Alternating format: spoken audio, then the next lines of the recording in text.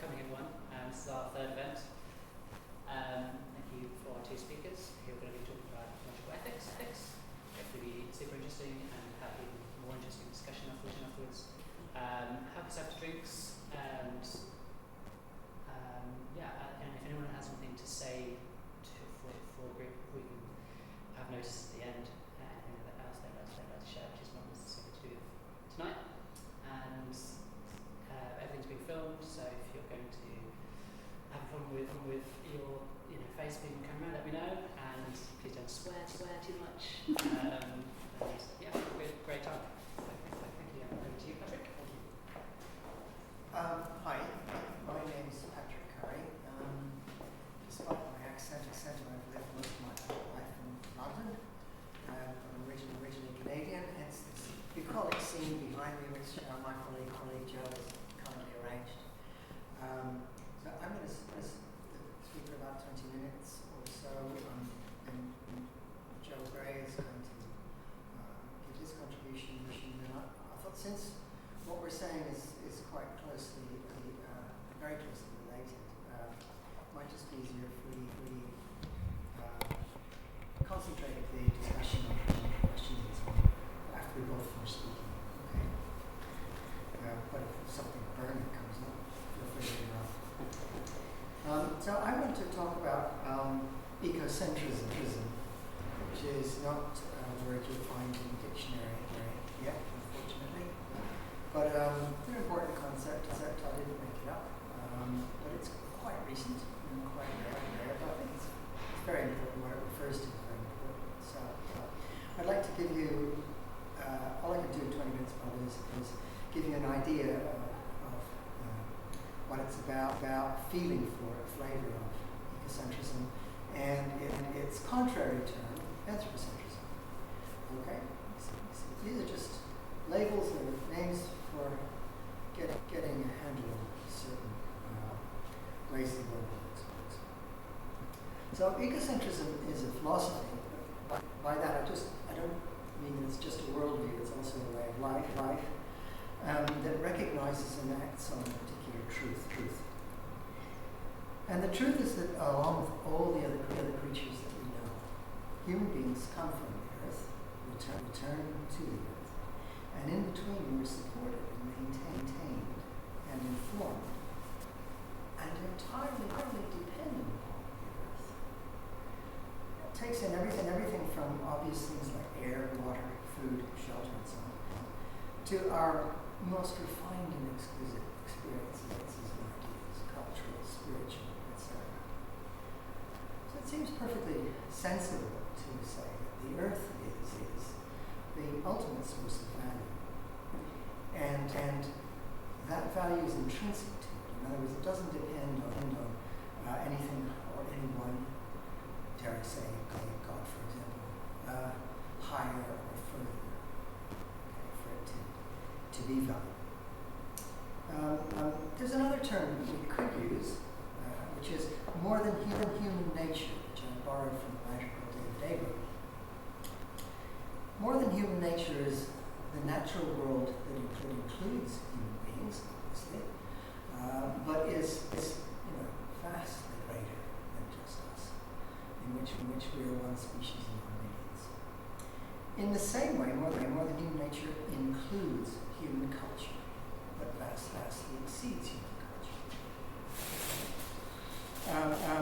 So, what is actually, to the extent that what I've said is true, what is most important? What is most deserving of our love and our care and our attention is the earth and its well-being. And that really translates as the integrity of its ecosystems, its natural processes, its places, and its beings. And each of these has its own nature, its own identity, its own agency, its own agenda, you might say. So, since our relationships with more than human nature in all these respects are what is really key, it follows too that ethics is really key. Wherever there's actual relationship and What I mean is not a subject and an object, but in effect two or more subjects in a relationship with each other. Ethics is right there from the beginning because it matters how you treat the other party and how they treat you. If something really is just, this pocket watch really is just an object, I never been entirely sure about that, but let's say for purposes of argument it is, then it doesn't matter what I do to it. It can't make any difference to it. That's not a relationship, and there's no ethics involved. But where there is relationships, there's ethics. Now, ecocentrics don't say that nothing else matters than the Earth, or what I just said. We do say that the Earth and its well-being should be the ultimate or the final context criteria for all other considerations, political, economic, social, cultural, etc. This means, and this is probably the best test of whether a policy, let's say, is ecocentric or a practice is ecocentric or not. This means that where and when, which is not always, but where and when there's a conflict between more than human interests, the interests of, say, ecosystemic integrity of a place, let's say, and human interests narrowly defined, we must allow the Earth and, so to speak, if I may, her interests to take precedence. Ultimately, it's in our own interest as well. I'll come back to that. So the sharp end of these kind of conflicts involve the attempt to set aside and protect, and maybe even recover in what's come to be called rewilding, land and sea, and the animals they support, from human interference.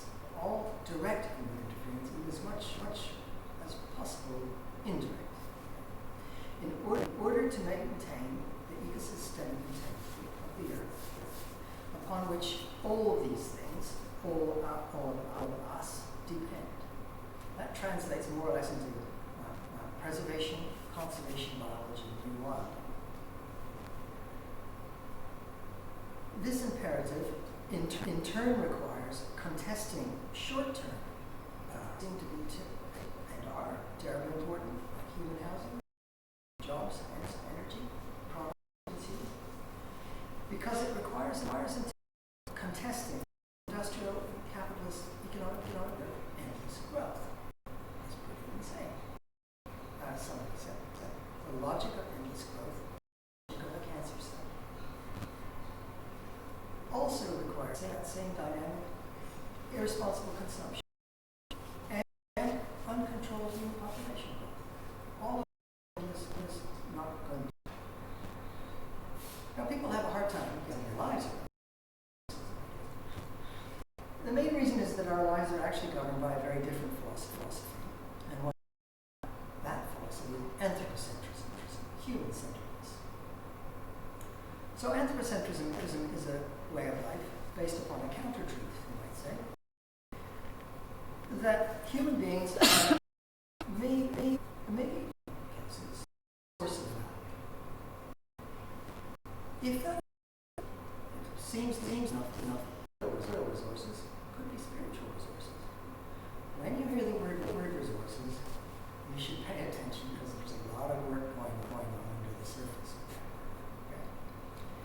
And if we are the source of value, then human beings are free to use the rest of the world, which is not so valuable, to treat it as resources, to use in whatever way we need.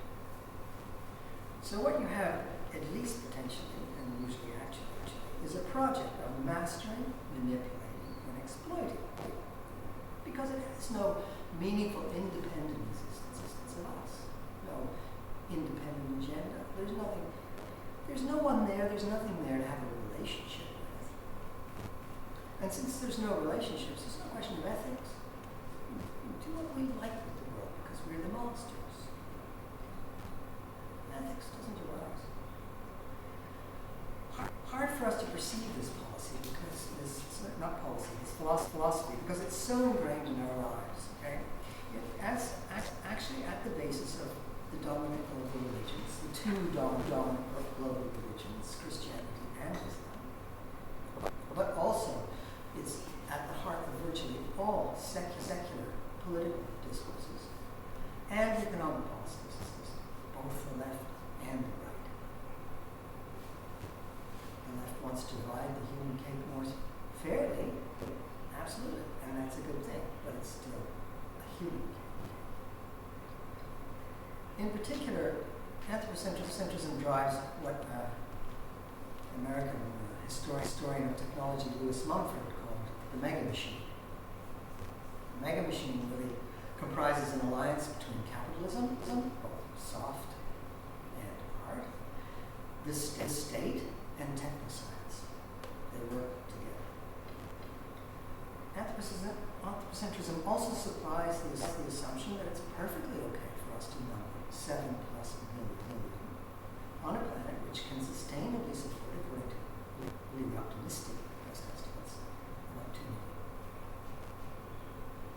I think there's some unexamined reasoning with the population which kind of goes something like this. Humans are good. More of what's good is better. Therefore, more humans are better.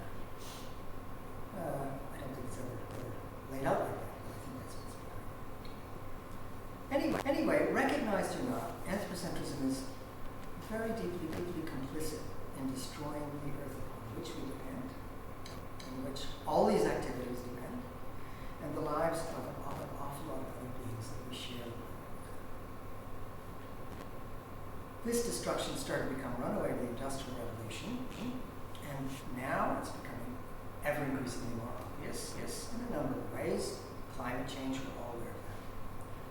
But I think we're so aware of that, I'm not going to say anything about it, but there's other measures as well. Absolutely crashing biodiversity, the number of species going extinct. There's a mass extinction of species happening now, the sixth in the geological history of the planet, but the first one caused by one of those species, us. And there is the extent to which humanity is directly taking over and converting the habitat of other creatures for its own purposes. This is called development, another word that you have to keep your eye on. Not only through urbanization, but industrial agriculture. And it seems that at the moment, through what's called its ecological footprint, the human race is appropriating probably about a quarter of all the photosynthetic energy of life. One species. That species comprises 0.05% of its total biomass, but we have a quarter of is available. And finally, uncontrolled pollution, both gross and subtle. When I say uncontrolled, I mean there are regulations, but they're not very good. They can't keep pace with the products that are being developed, and they're very often not enforced. So it's an interesting question how you would describe this kind of behavior. The metaphors that occur to me are a monster race, a ruling class, a ruthlessly dominant gender, or an imperialistic nation in relation to the rest of nature. Don't we? Take our pick. But anthropocentrism is at the heart of this. And it's actually incredibly stupid, because what is being destroyed, among other things, is the basis of human life. One of the most ridiculous phrases I've heard recently from the Ecological manifesto is they proclaim the goal of decoupling humanity from nature. Good luck with that. And I think this point becomes very clear in the light of any substantial definition of sustainability. If you really look into what the word sustainability means, it does not translate as sustainable growth. there is no such thing as sustainable growth as such. It doesn't translate as clean energy. There's no such thing as clean energy. Actually, I'd like to add, there's no such thing as safe sex. Anyway, you see what I mean? And if you really make an effort to be clear about what these words mean, sustainability does not involve endless growth. It can't. But, and this is a point I'd like to stress, to think about all this in terms of self-interest, human self-interest, our own self-interest, even though it's pretty suicidal from that point of view, is not going to work. It's going to fall short of what needs to be done. It's profoundly unethical. It says, well, actually, the fate of all the other millions of species and billions of individual animals that we share this planet with doesn't really matter. Sure, we're taking down loads of them, and they love their lives as much as we love ours, but that's not exactly it. And even practically, and so-called enlightened self-interest isn't going to work. Mainly because it's based on this really unwarranted overestimation of our own capabilities and our own abilities and competencies. Okay? We are particular beings, not universal beings. We're very particular beings. Therefore, we are limited beings. To be particular is to be limited. There's certain things you can do, certain things you can't do. Our attention spans and our sense of time scales really pretty damn short. Our interests are usually fairly selfish. We just observe this. They can be altruistic, but usually that extends to friends and family, and then it sort of a little further to have a really sustained interest in completely other people is pretty unusual and usually not sustainable. Our knowledge is incredibly limited, especially compared to what we don't know. I mean, the image that comes to me is this tiny area illuminated by a shaft of light in a sort of illimitable darkness. Okay? Of what I hate to quote Donald Rumsfeld, I really do, but unknown unknowns. It's not just a question of what we know we don't know, it's a question of what we don't know that we don't know. Okay? We are very fallible. What disaster in modern times and ancient times hasn't been preceded right up to the moment of disaster by expert assurances that everything's cool. Everything's under control. We're not as rational as we like to pretend. And lastly, to look at the whole situation in terms of use values, what can we use to save ourselves, rather than the intrinsic value of nature, what deserves respect, what deserves love, what deserves to be saved, is to sacrifice just that bigger, older, deeper, longer context that we need in order to not make too stupid decisions. So the upshot of this is, if we concentrate on only what seems to be relevant and immediately relevant and useful for us, even in terms of saving ourselves, we're going to fall short of what is needed.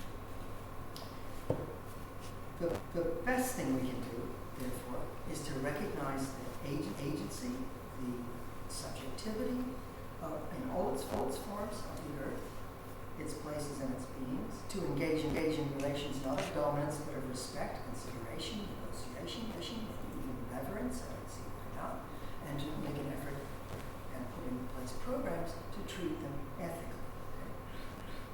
With slightly, this is very abstract, I know, so slightly more practically, what this translates as is encouraging practices of green citizenship, of green ecological education, of collective rituals, cultural rituals, honoring the earth as sacred, giving nature a voice in our cultures, more than it has at the moment. And I'm already running out of time. So let's see, what else should I try and say? I think the last thing I want to say is it's important to maintain this in a sense extreme point of view, even when it is unpopular and being marginalized. It's not that ecocentrics can't have alliances with other people. Okay, that's perfectly possible. The primary political value of ecocentrism is solidarity, not unity, not some mystical, metaphysical unity with all of life. That was what the deep ecologists said. I view that as a mistake, because there's an implicit imperialism about unity. I'm sorry, you have to be my brother. You know, no, that's not a good road to go down.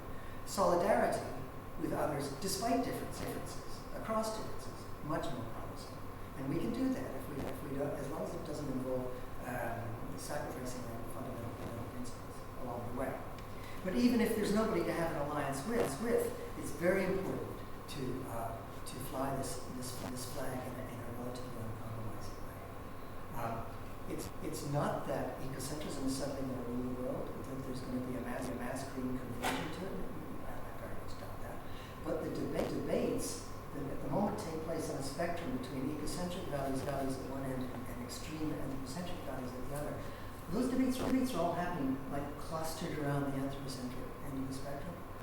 The point of insisting on an ecocentric perspective, even at the cost of short-term human interests and values, is to drag the center of gravity of those debates back towards somewhere closer to the middle, so that the outcome of the debates are going to be greener than they would have been otherwise. And in order not to cut into Joe's space, I'll stop. Thank you very much.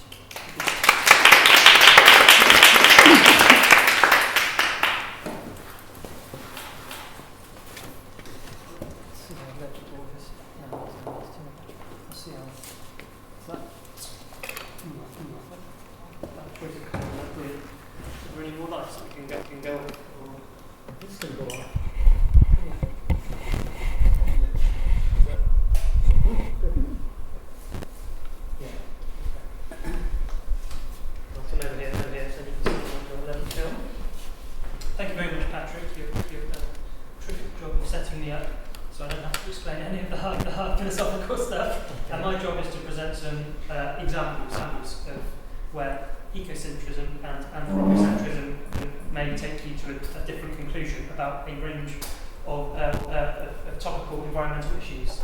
So the talk is called the Real World: How Ecocentrism Diverges from Anthropocentrism. And the real world refers to two things. So the first, I was trying to think of a visual metaphor that represents how politicians and others view the Earth. And I was thinking restricted view, so I searched an image on restricted view and I got this. And I realised this isn't quite right. Actually, it's not so much a restricted view, it's tunnel vision. And what's in the tunnel? So I'm going to build up a diagram here of ways in which we can value non-human nature. So this red circle here is going to be the instrumental value. So the ways in which nature, non-human nature, can give benefits to humans. And there's a whole range of these values, but they're useful to list out because they'll come into the examples I present shortly. So direct extractive is things like chopping down trees and building houses with it or burning it. Direct non-extractive, we're still using the resource in scare quotes, but we're not extracting anything. This would be something like mountain biking, recreational use. And there's another cluster here, so ecosystem functioning. So this might be the trees preventing floods happening lower down the water catchment. Aesthetic, this is our enjoying the views that non-human nature gives us, and option value. So this is about preserving a certain area. It might be a bit of woodlands, might be a meadow, for use further down the line. We're not going to use it now, but humans are going to make use of it down the line. So that's option value. And then just a couple of last ones. Existence value, I think Patrick, you touched on this. So humans can derive a spiritual benefit from non-human nature, but we shouldn't necessarily confuse that with ecocentric values, because that is a directly human benefit. And finally, to complete the list, bequest value, which is this sort of satisfaction that can be gained from saving something, even if it's never used. But again, it's a human-centric value. So these top two, just put lines in there to clarify, these form into clusters. So the top two are direct use values. The middle ones are indirect use. You're still using these things, but indirectly. And then the bottom two, existence and bequest, are non-use. But they're all instrumental values. So what we're missing in this tunnel vision is this big area around the outside, which is intrinsic value. So this is the value non-human nature has to exist, to survive, to thrive in its own right, independent of anything it might offer humans. And hopefully that came through very clearly from Patrick's talk. So if we just focus on the red values, which is what is really happening in debates about ecosystem services at present, you have an anthropocentric worldview, and I put ecosystem services there in parentheses. If, however, you want to focus on everything, that is an ecocentric worldview. So it's not just the intrinsic value; it's everything. Right. So the second reason I'm calling this talk the real world is because I'm going to give some practical examples, which will have to bring the really important philosophy and ethics that Patrick discussed. Add some bones to it, or meat to the bones rather. So these are going to be the 12 examples. I haven't got much time, so I will whip through them. The idea is I'm just going to suggest for each example a way in which the anthropocentric values differ from the ecocentric values, and then we can come back to discuss these amongst other things in the allotted time for discussion afterwards. So this is going to be a whip through these. So the first one of these that I want to talk about is preserving wild places. So if anyone wants these slides afterwards, you're very welcome to, and I've annotated them with just a couple of examples. So the red is going to be anthropocentric, matching the colour scheme from earlier, and the green, of course, is going to be ecocentric, and I am dressed for the occasion. So essentially, wherever you go, if you've got an existing wild place, there's going to be strong utilitarian pressure for resource extraction. This phrase of for the greater good, it's as long as on average humans are benefiting from it, then that's fine. So working against preserving wild places, you've got this strong utilitarian pressure. There are some values that will speak in defence of preserving wild places that are human-centric. So recreational use of the area for one thing, or maybe it's preventing flood prevention or something like that. However, crucially, these arguments are both weak and non-permanent. What you get with an ecocentric argument, by saying this place has intrinsic value, it provides an indefinitely strong argument. So I think we can get hoodwinked by politicians and others saying, and conservationists saying that we can preserve wild places by attaching monetary value to them. Actually, all it takes is for a new technology to come along that can trump what the wild place is offering you in terms of water filtration or whatever, and we can just bulldoze it. So the next example is the beaver, and there's 3 of these which are rewilding related examples from the UK, so really topical right now. So the beaver is going to be the first of these, and I've given 3 examples because they all pull out different value conflicts, different tensions. So the beaver is really interesting because even if you a lot of the press about reintroducing the beaver is about flood prevention, but actually if you source a wide range of human views and you ask locals what they think about beavers and flood prevention, they think, well, hang on, beavers are going to cause flooding in my area. It's only the people downstream who are going to benefit from the beavers in the anthropocentric argument. There's other value issues we can go into. They give fishermen a hard time. For instance, they're going to map around what fishermen can their enjoyment of the area. So there's quite a lot of people who are against beavers.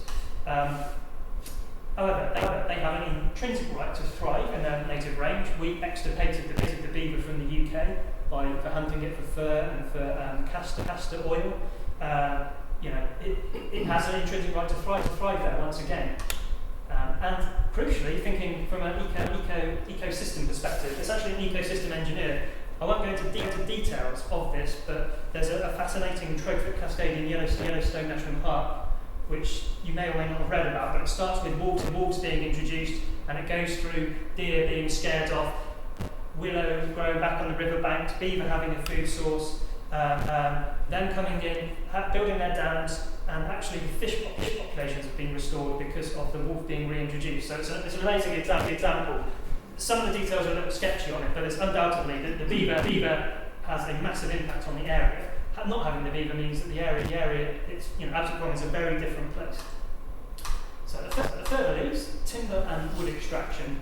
So in the anthropocentric models, I think we've reached a happy point with managed forests. We're moving away from monocultures towards mixed species forests. But because people can gain recreational enjoyment from a walk in the woods, and we can use the timber, we've reached a happy balance. However, what we need to take into account is what we've lost by having a managed forest with one or a small number of species, compared with a wild woods carrying on in its own self-willed way. So we've lost natural processes in this, and unless we take the intrinsic value of woodland into account, we miss that. That doesn't get captured by this tunnel vision, this anthropocentric worldview. Fourth example. Now this might be one where I disagree slightly with Patrick on. So I've done quite a bit of reading into wind turbines. Obviously it's green energy, but at what cost? Some birds and bats may get killed by them.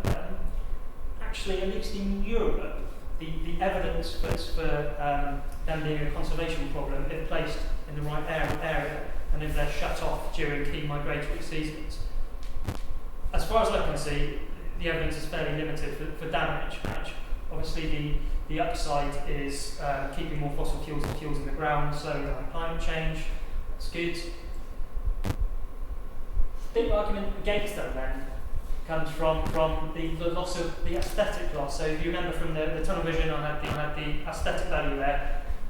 The aesthetic landscape value the aesthetic cultural landscape value is being undermined by the placement of wind turbines, or conversely, that argument is undermining the green argument. Actually, if you look on balance, if you take other species into account who are going to be harmed by climate change,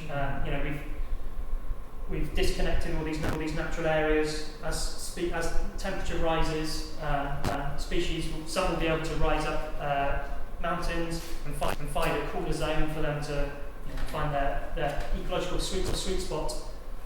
Species that live on a relatively flat level will be stuck in their island, their nature reserve, whatever. They won't necessarily there's no corridor for them to get to the next island, so they're essentially doomed to local extinction. So climate change is a massive deal for, I've got another slide on climate change, it's a massive deal for non-human nature. Although probably only the fifth most significant driver of extinction. It's trumped by habitat loss. And that gets overlooked far too much in the news. We hear a lot about climate change, but in fact it's probably introduction of invasive species, degradation of land, habitat loss, pollutants, hunting. These are all more significant causes of extinction than climate changes. But climate change is still important. So the next one is recreation, public access to sensitive natural areas. So everywhere I go at the moment, I go to some meetings about the way that woodland's being managed, or natural areas, semi-natural areas being managed in my area.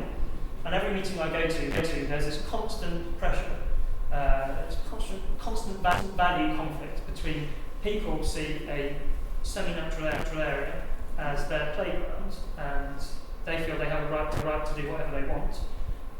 Whereas the hardline conservationist sees it purely as an area for protecting species who've otherwise lost a lot of their habitat. Because of the need to make a profit on every bit of land in the country, unfortunately, the recreation argument, from my perspective, I should add, the recreation argument is winning out. I'm not saying we should stop humans going into any natural areas. In fact, the opposite of what I want to say. But there have to be limits to what we can do. We've proven one thing is that we are incredibly destructive as a species. But if you look at any current argument, human access rights will trump everything. However, if you apply the eccentric worldview to this, the strengthened biodiversity argument ensures that access rights are not given indisputable priority. I'm not saying that humans shouldn't be able to access the areas, but there need to be limits, and it needs to be done sensitively. We can't go in and tarmac over every bit of land to put a car park in and build a visitor centre. Actually, that's very counterproductive from a conservation perspective. Okay, mining should be fairly straightforward. Unfortunately, again, from my perspective, the counter arguments provide